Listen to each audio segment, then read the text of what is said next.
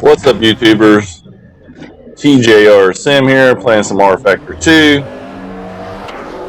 And today we're going to talk about DLC. What is DLC about? Are you for it on rFactor 2? I mean, this is kind of a lower budget sim compared to like your Project Cars, your Forzas, your Gran Turismos. Of course, this is a real sim, not like Forza or Gran Turismo, but still even a lower budget than even like Assetto Corsa. But I love it. It's a great game, a great sim, has some of the best physics around.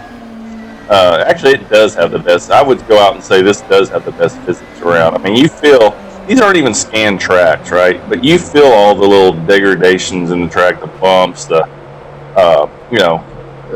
in my mind, I don't care if they're scanned or if this is inputted in from the programmer, you know. How do I know if this is really the real shit, you know, that's going on at Watkins Glen today? Don't know. And even a scanned track is only good as the day that it was scanned. Tracks change over the years. So, I mean, as you see on the steering wheel moving back and forth, that's what I feel in my wheel. It's not like Forza where you see the guy's hands and steering wheel doing things, but you don't feel it. And then if you combine stuff like SimVibe to it, you feel that for all your transducers and stuff, which is amazing. But back to DLC, is it worth it? I mean, this is the, as you see, I'm in the McLaren GT3, the McLaren 650S GT3. And I'm not in the DLC version, I'm in the mod version. So there's a lot of mods for rFactor 2 on the Steam network, and or Steam Workshop rather, which is great. You know, a lot of people spend a lot of time doing that. Thank you, modders, for doing this stuff. Bring a lot of tracks to us. I don't even know what tracks are in rFactor 2 anymore from the beginning, unless I went back to the list to look, because I got so many modded tracks in this game. And so many different cars and stuff. Some cars I don't even care to play anymore, but what you get with DLC compared to modders is that you get a little bit higher, you should be getting higher quality content, and as well as when the game updates, it's updating all the content, whereas when you're playing with a mod, who knows when that modder... Flag, go, go, go! Go, go, go! Who knows when that modder will get around to updating his content to work for, like now, I'm running DX11 beta. You know, when's the content, or when's the modder going to have time to update his cars that I'm playing on that are modded cars for that? Now, this one I think is already updated, I believe. So, but you know, when you get it from the studio themselves, $397 in this case. When they have an update, they update all their content that they provided. So that's a plus. I think the more content, you know, it's even seen in sims like Assetto Corsa, the more content that the original game creators create, the better it is. And really as a whole, as a package, and they come in looking a little bit more refined, the sounds are a little better, and all that. So graphics are better. Let's see if I can catch these guys here. I have not played this game in a while. It's been about a month, and as you can see, starting in last place, I'm just in 20th right now. You hear some banging going around. That's my butt kicker's going crazy from downshifting here and upshifts. Oh yeah, he went wide. Oh, he spun out behind me. Anyway, so for $5.70, I think it is, you can get this GT3 car. Not this one's free, but you can get the DLC. Or you can wait till next month and get a whole pack of them. Another guy off for like $17.73, I think it is. This is all US currency, of course. And that comes with 4 other GT3 cars, as well as this McLaren. So I would rather just wait. 154.49. I would rather wait, just get the whole pack, than spend $570 on this one now, basically wasted my money when I could have got it within the whole pack next month. Because I don't play this sim that much, and I probably should play it more because I don't have time to play multiplayer online. I only have time really to play single player, and the AI in rFactor 2 is actually pretty damn good. They do have some pack ups here and there, as you saw on the sighting lap. But once you get everything going, once it's in motion, you can see it works pretty good. They give you a fun time, and that's all it's about. So I can have fun. And I don't have time to sit there and play with setups and get my car to turn in much better so I can gain 2 seconds of time. I'd rather just turn the AI difficulty down a little bit and then go out and adjust it to the setup that I have time for. Because that only takes like a click. And then that makes me feel like a superstar. So, yeah. Look at these guys. Just coming in on me, man. It's clean passes, though. Look at that. I think I have traction control up a little bit too much. And I early shift. Can get this. I like this corner on Watkins Glen a lot better on iRacing. It goes pretty much almost flat out there. Anyway, and I think the Audi though. The lap was a 1:52.34. Is it worth DLC? Yes. I don't know how anybody expects the studio to come up with scan tracks for that. They're going to cost $30,000 for some of them, 20 to 30 for others to scan them. At least was what I've heard a number thrown out there before. But and then come up with more content. They really need more cars within the class. I mean, we got like Indy, NASCAR, GT3,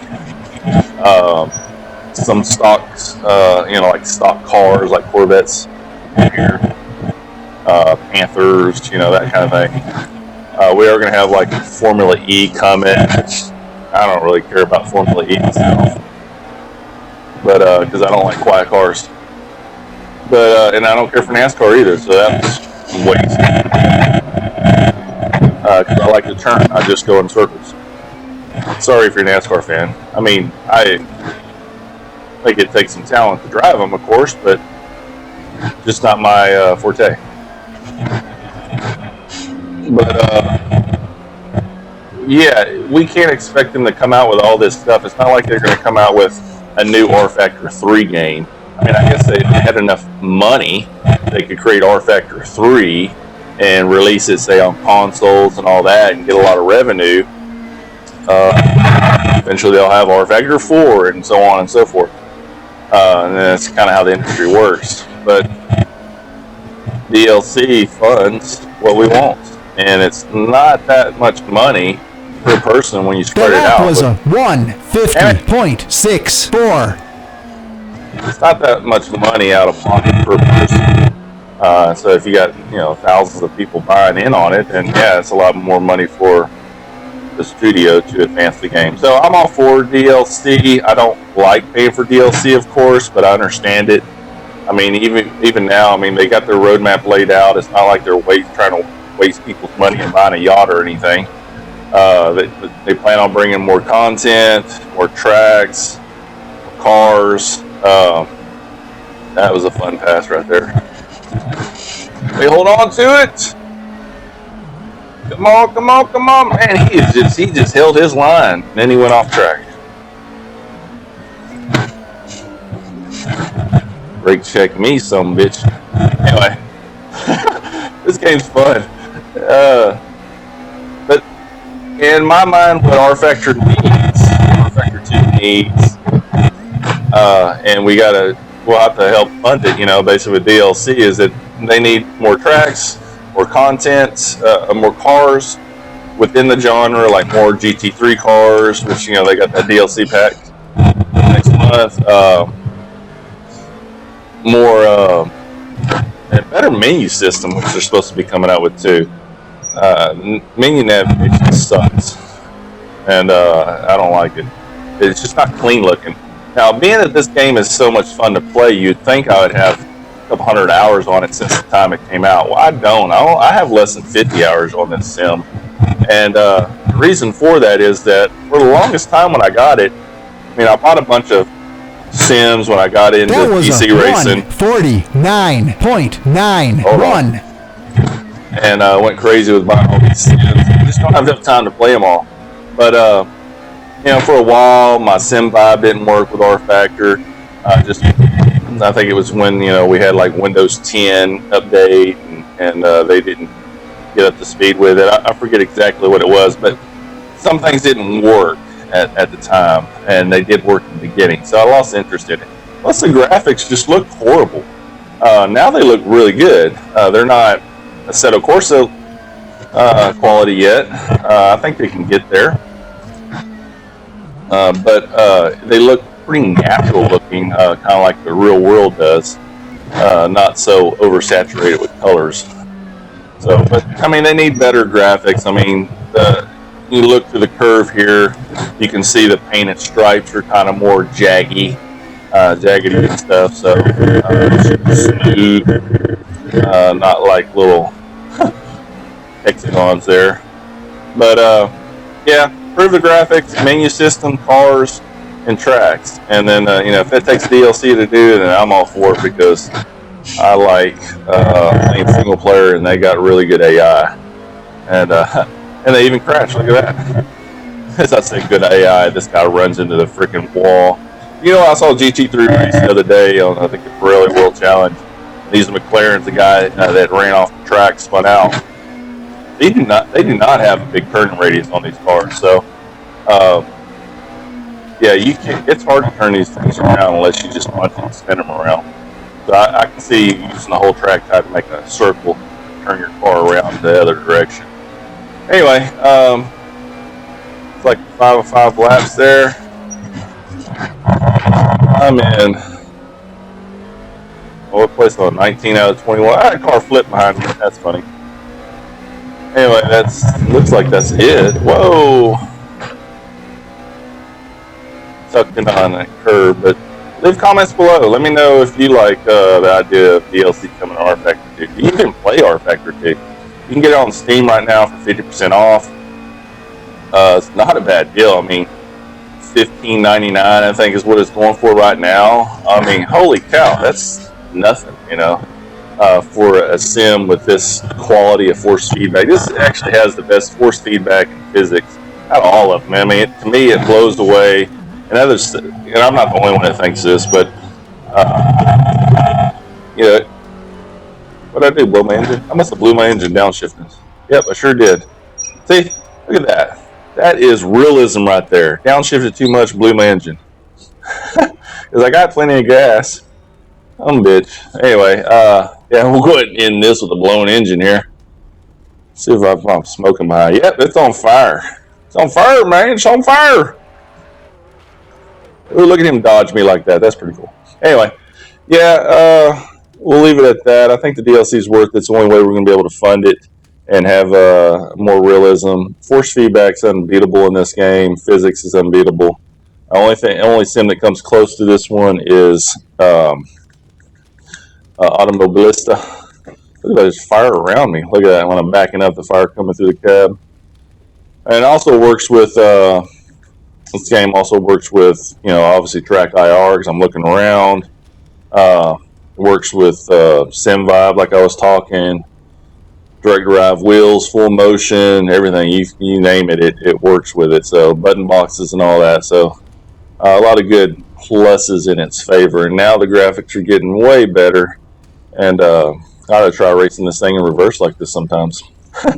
But yeah, graphics are better. We just need some more content is all, and that'll make this game to me it'll probably I don't know if it'll outdo Assetto Corsa, but it'll definitely give Assetto Corsa a run for its money as far as if this can come out with more content. So anyway, leave some comments below. Let me know if you're for it or not, for the DLC or not, but don't fight, and we'll see you next time. I'm out.